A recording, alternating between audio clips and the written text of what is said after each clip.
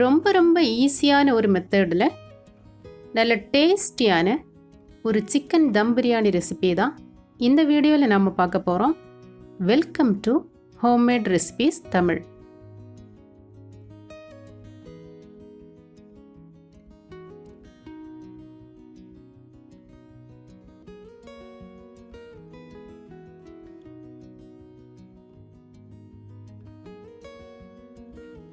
இனி பிரியாணி செய்ய ஆரம்பிக்கலாம்.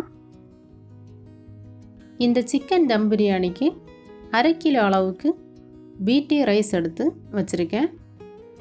இதை நல்லா சுத்தமாக கழுவிட்டு 1/2 மணி நேரம் தண்ணியில் ஊற வைக்கலாம்.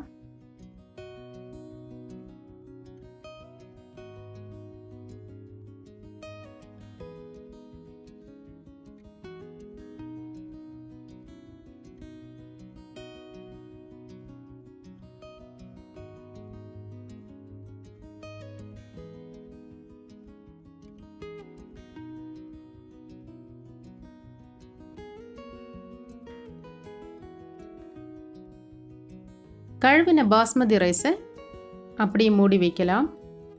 அடுத்ததாக ஒரு சின்ன பவுல் எடுத்து அதில் 1½ டீஸ்பூன் அளவுக்கு கசகசா சேர்க்கணும். இது கூட கொஞ்சமாக தண்ணி விட்டு 1/2 மணி நேரம் இதையும் ஊற வைக்கலாம். 1/2 மணி நேரம் கழித்து இந்த கசகசாவை நல்ல ஃபைன் பேஸ்ட்டாக அரைச்செடுக்கணும். இது பிரியாணிக்கு கிரேவி செய்கிறதுக்காக தான்.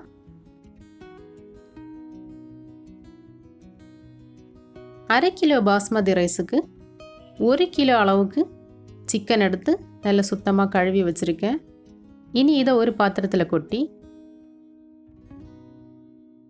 இந்த சிக்கனை மேரினேட் பண்ணுறதுக்காக 7 டீஸ்பூன் அளவுக்கு தயிர் சேர்க்கணும்.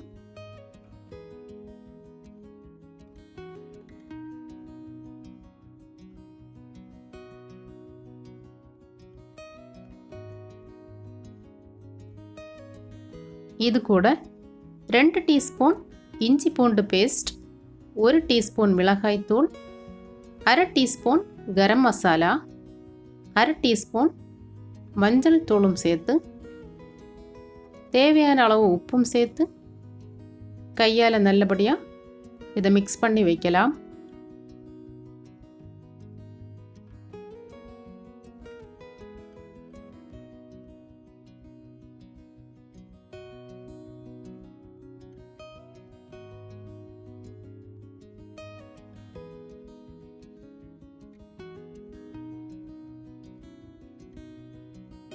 சிக்கனை மேரினேட் பண்ணி அப்படியே மூடி வைக்கலாம். அடுத்ததாக ஒரு கடாய் ஸ்டவ்வில் வச்சு ஹீட் ஆனதும் இதில் தேவையான அளவு தேங்காய் எண்ணெய் சேர்த்து எண்ணெய் சூடானதும் நீளவாக்கில் கட் பண்ணின பெரிய வெங்காயம் 2 கைப்பிடி அளவு இந்த எண்ணெயில் சேர்க்கணும். இந்த பிரியாணிக்கு மொத்தமாக 1/2 கிலோ அளவுக்கு பெரிய வெங்காயம் தேவைப்படும்.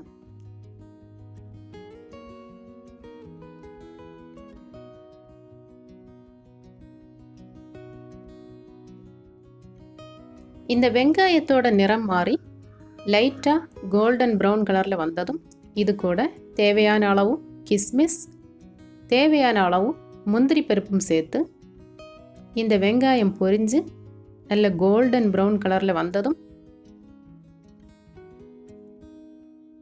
எடுத்து ஒரு பாத்திரத்தில் மாற்றிடலாம்.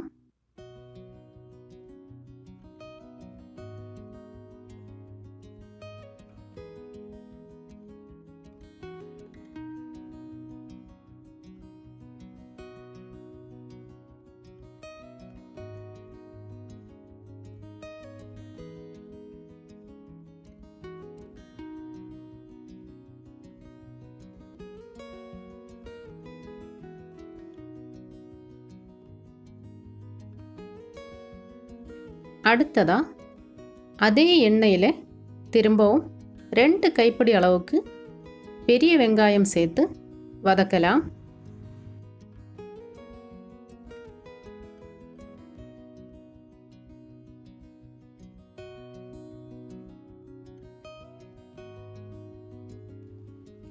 இந்த வெங்காயம் வதக்கும்போது ரம்ப இலை இருந்துன்னா இது கூட சேர்த்து வதக்கலாம். இது பிரியாணிக்கும் கிரேவிக்கும் நல்ல ஒரு ஃப்ளேவர் கொடுக்கும். வெங்காயம் பாதி வதங்கினதும் இது கூட 3 டீஸ்பூன் அளவுக்கு இஞ்சி பூண்டு பேஸ்ட்டு சேர்த்து இதையும் பச்சை வாசனை போகக்கூடிய அளவுக்கு நல்லபடியாக வதக்கி எடுக்கலாம்.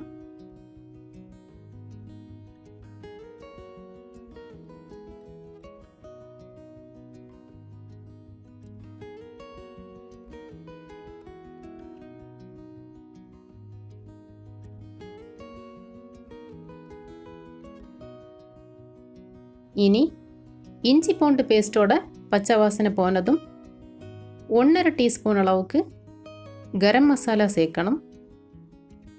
ஒவ்வொரு பொருளை சேர்க்கும் போதும் லைட்டாக வதக்கி விட்டோம்னா அதோட ஃப்ளேவர் நல்லபடியாக கிடைக்கும். இனி இந்த கரம் மசாலாவை கொஞ்சம் வதக்கி விட்டுட்டு இது கூட 3 தக்காளியை நல்ல ஃபைன் பேஸ்ட்டாக அரைச்சி வச்சுருக்கேன். இதையும் இது கூட சேர்த்து இந்த தக்காளியோட பச்சை வாசனை போகக்கூடிய அளவுக்கு நல்லபடியாக வதக்கி எடுக்கலாம்.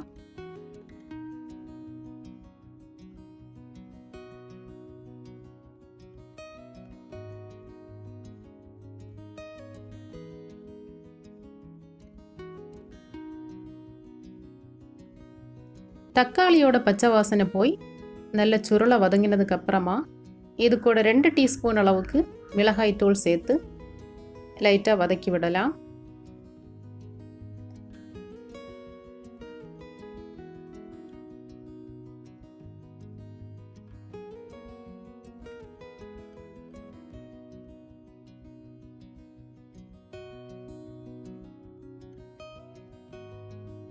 மூணு டீஸ்பூன் அளவுக்கு பெருஞ்சீரகத்தூள், 1 டீஸ்பூன் மல்லித்தூளும் சேர்த்து கொஞ்சமாக வதக்கி விட்டுட்டு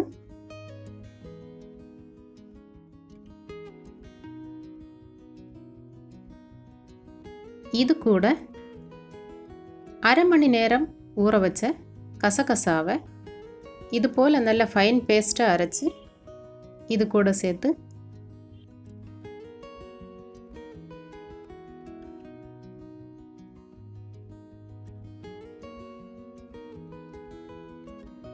ஒரு டீஸ்பூன் அளவுக்கு மிளகுத்தூளும் சேர்த்து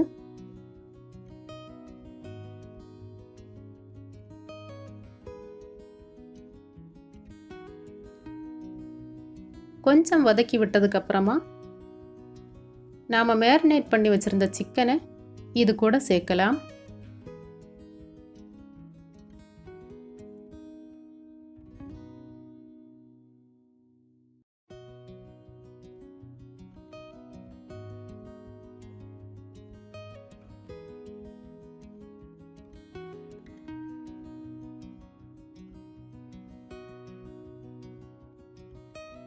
இந்த டைமில் இந்த கிரேவிக்கு தேவையான அளவு உப்பும் கரெக்டாக சேர்க்கணும்.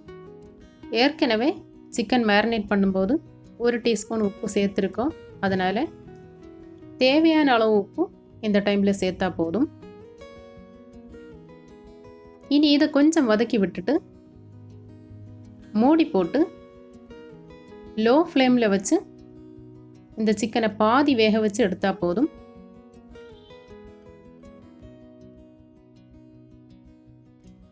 மூடி போட்டு இதை இன்னொரு ஸ்டவ்வில் மாற்றிடலாம்.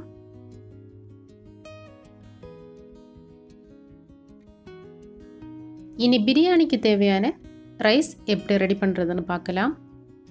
ஒரு பெரிய பாத்திரம் எடுத்து ஸ்டவ்வில் வச்சு இது நல்லா ஹீட் ஆனதுக்கு அப்புறமா 2 டீஸ்பூன் அளவுக்கு நெய் சேர்த்துருக்கேன்.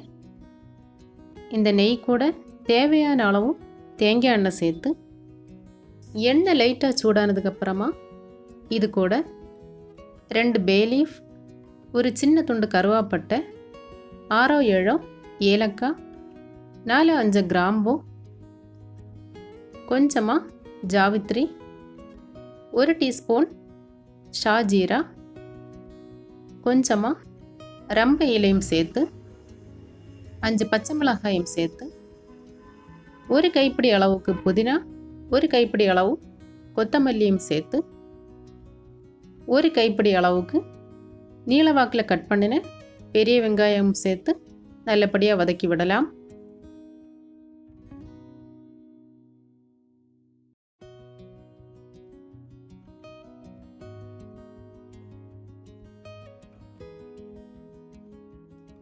இனி வெங்காயம் பாதி வதங்கினதும் இது கூட 1 டீஸ்பூன் அளவுக்கு இஞ்சி பூண்டு பேஸ்ட்டு சேர்க்கணும்.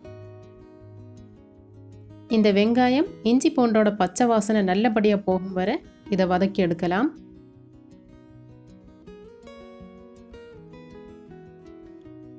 வெங்காயம் இஞ்சி பூண்டு பேஸ்ட் வதக்கிட்டு இருக்கும்போது ரைஸுக்கு தேவையான அளவு தண்ணி கொதிக்க வைக்கணும்.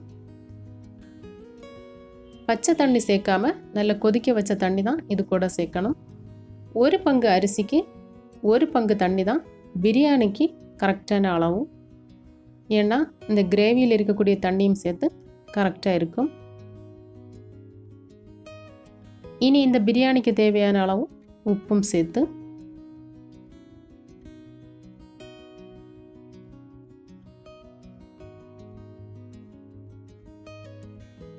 நல்லபடியாக கலக்கி விட்டுட்டு பாத்திரத்தை மூடி போட்டு இந்த தண்ணியை கொதிக்க வைக்கலாம். நல்ல சூடான தண்ணி சேர்த்ததுனால இது சீக்கிரமாக கொதி வந்துடும். தண்ணி கொதி வந்ததுக்கப்புறமா 1/2 மணி நேரம் ஊற வச்ச இந்த பாஸ்மதி ரைஸை வடிகட்டி இது கூட சேர்க்கலாம்.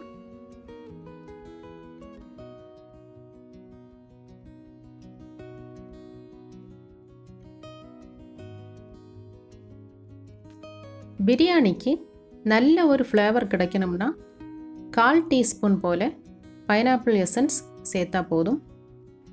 இந்த எசன்ஸ் சேர்த்தோம்னா பிரியாணியோட ஃப்ளேவர் நல்ல தூக்கலாக இருக்கும். இனி மிச்சம் இருக்கக்கூடிய புதினா கொத்தமல்லியும் சேர்த்து கரண்டியால் இது போல் ஒரு தடவை நல்லபடியாக மிக்ஸ் பண்ணி விட்டுட்டு மூடி போட்டு இந்த ரைஸை வேக விடலாம்.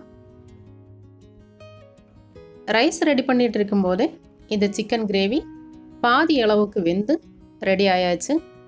இனி இதை இறக்கி அப்படியே வைக்கலாம்.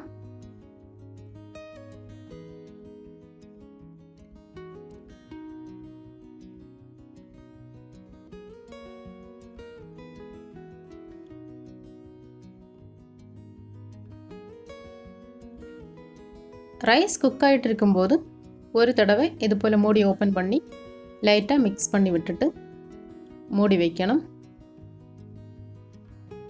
இது போல் தண்ணியெல்லாம் வற்றி ரைஸ் பாதி வெந்து ரெடி ஆனதும் இதை ஒரு பாத்திரத்தில் மாற்றிடலாம்.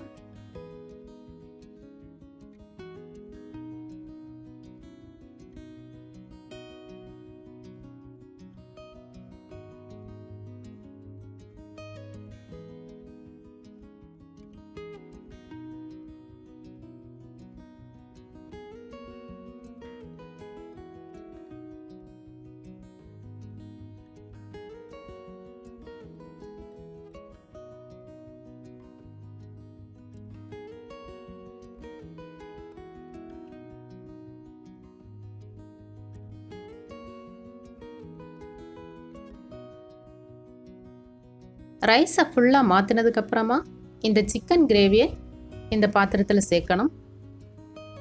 இனி இது மேலே பாதி அளவுக்கு குக்கான இந்த ரைஸை இது கூட சேர்க்கலாம்.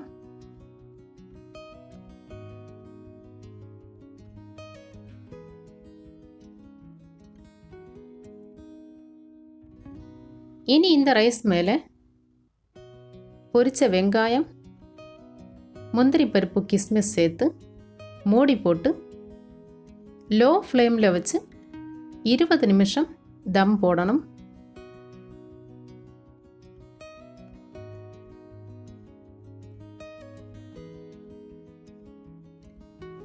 இருபது நிமிஷம் கழித்து பிரியாணி வெந்து ரெடி ஆனதும் ஸ்டவ் ஆஃப் பண்ணி இறக்கிடலாம்.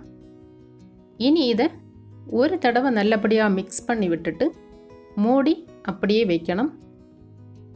சாப்பிடும்போது எடுத்தால் போதும், அப்போ கரெக்டாக இருக்கும்.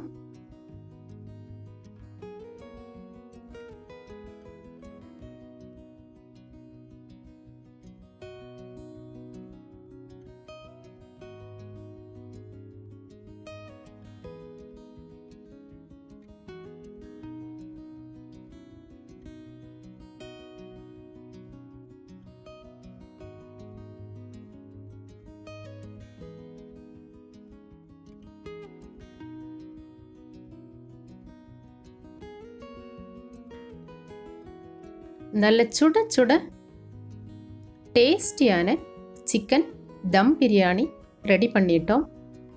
இனி சாப்பிட வேண்டியது தான். சிக்கன் தம் பிரியாணி ரொம்ப ஈஸியான மெத்தடில் எப்படி பண்ணுறதுன்னு இந்த வீடியோவில் நம்ம பார்த்துருக்கோம். இந்த வீடியோ உங்களுக்கு பிடிச்சிருந்துன்னா மறக்காமல் லைக் பண்ணுங்கள். நம்ம சேனலை ஃபஸ்ட்டு டைம் பார்க்கக்கூடியவங்க மறக்காமல் சப்ஸ்கிரைப் பண்ணுங்கள். இன்னும் அடுத்தடுத்த ரெசிபியில் சந்திக்கலாம். தேங்க்யூ.